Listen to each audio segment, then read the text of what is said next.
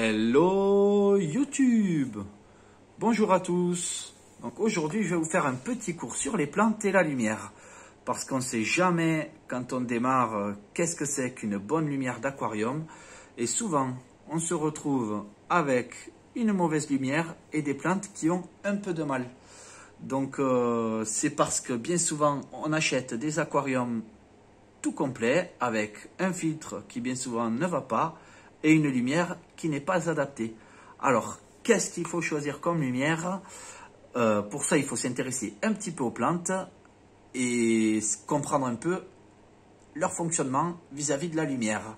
Donc, j'ai préparé un petit cours théorique qui, j'espère, ne va pas trop vous endormir et qui est là.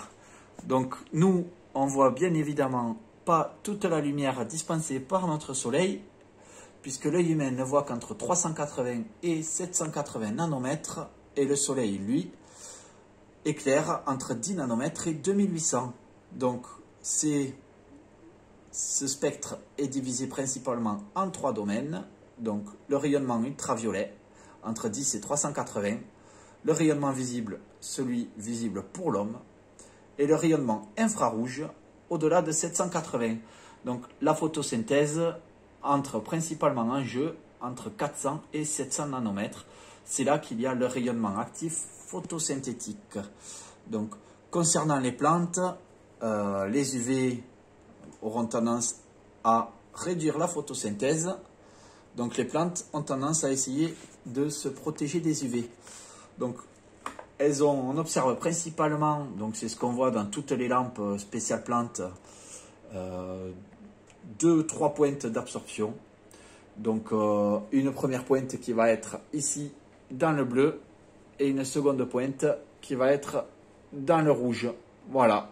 Dans le rouge lointain, on a une autre petite pointe qui favorise l'allongement des tiges ou la floraison. Donc déjà, ça donne des premiers indices pour savoir dans quelle bande de fréquence taper pour l'éclairage. Mais je vais quand même vous parler du fonctionnement d'une plante. Donc, la plante, elle fonctionne de deux manières. Elle utilise d'abord les récepteurs de la photomorphogénèse qui vont déterminer la forme du végétal à travers une info délivrée par la lumière. Donc, ces récepteurs, il y en a principalement 3 ou 4. Voilà, je les ai notés sur une ligne du tableau. Donc, je vais vous en parler rapidement.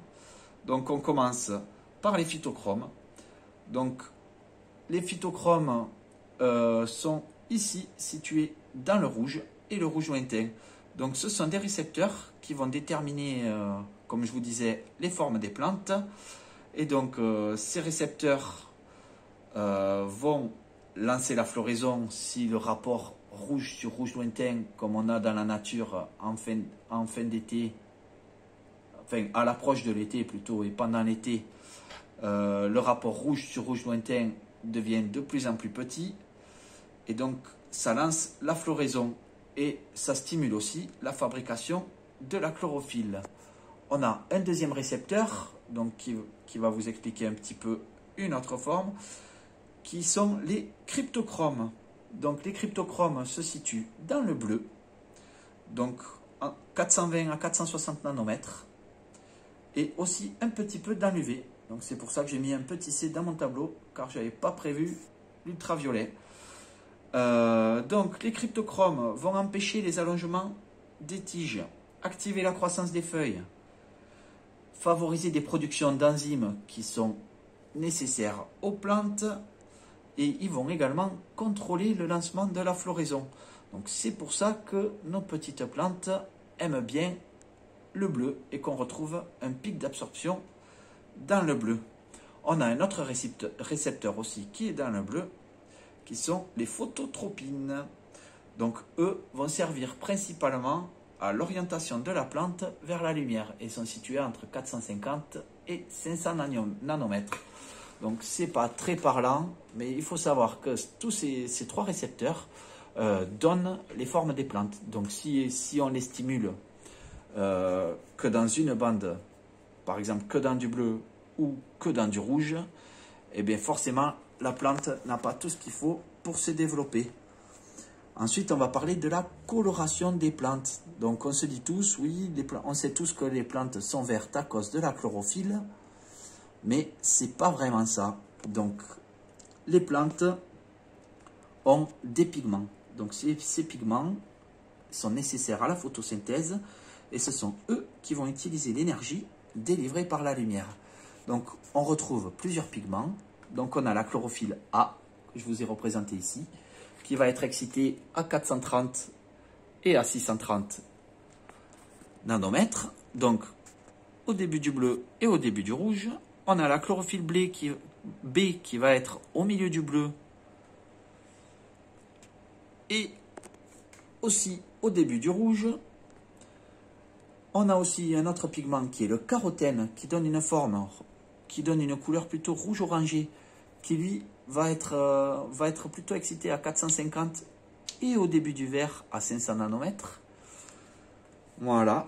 Donc, alors, le carotène et le xanthophyle, donc, ce sont deux pigments qui servent à canaliser la lumière. Et ensuite, ça protège aussi la chlorophylle en cas de trop plein de lumière. On a aussi un autre pigment que j'ai pas eu la place d'écrire dans mon petit tableau, qui est là. Donc ce sont les anthocyanes. Donc eux sont responsables de la couleur rose-rouge. Ils absorbent le bleu-vert et protègent des UV. Donc ils sont vraiment situés entre le bleu et le vert. Voilà, donc on se rend bien compte sur ce tableau que les couleurs qui nous intéressent sont essentiellement ici dans le bleu et ici dans le rouge, mais qu'on vient un petit peu toucher le vert. Donc la couleur rouge va essentiellement dégrader la chlorophylle et lancer la floraison. C'est pour ça que dans une bonne lampe d'aquarium, il va y avoir moins de rouge que de bleu. Le bleu, lui, va servir à l'ouverture des stomates. Donc les stomates, ce sont des petites ouvertures dans les fleurs qui permettent les échanges avec le milieu extérieur. Donc ça va permettre, par exemple, de récupérer le CO2. Le bleu va aussi empêcher l'élongation des tiges et va stimuler le phototropisme, donc la forme des plantes. Donc on voit bien que le bleu est très chargé. Donc si on veut une bonne lampe d'aquarium, on ne peut pas se contenter bien souvent de la LED blanche qui est fournie avec l'aquarium. Attendez, je vous ai préparé autre chose derrière. On est ici, voilà.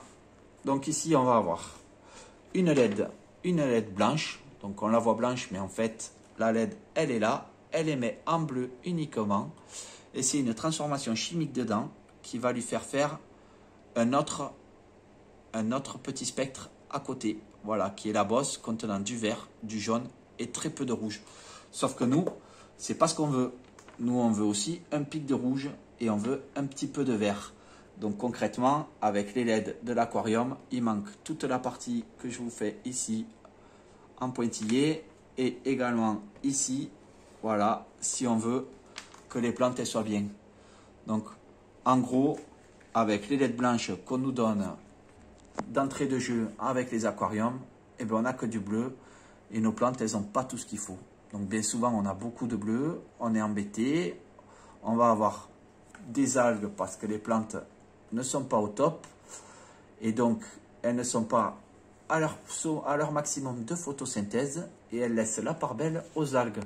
Donc je dirais que ce qu'il faut, c'est quand même un bon ratio de bleu pour avoir des plantes. Donc il va falloir par exemple 16 bleus pour 8 rouges pour 2 ou 3 vertes, pas beaucoup plus. Et le reste, les LED blanches sont essentiellement pour l'œil humain, pour arriver à des belles couleurs pour nous. Parce que les plantes, elles s'en fichent un petit peu. Mais si on met que du bleu et du rouge, on n'aura jamais quelque chose de vraiment beau pour l'œil. Voilà. Donc j'espère que ce tout petit cours rapide vous aura permis de comprendre un petit peu ce qu'il faut pour les plantes. Je vous remontre un petit peu le tableau pour voir un petit peu où sont situés les récepteurs et les pigments des plantes.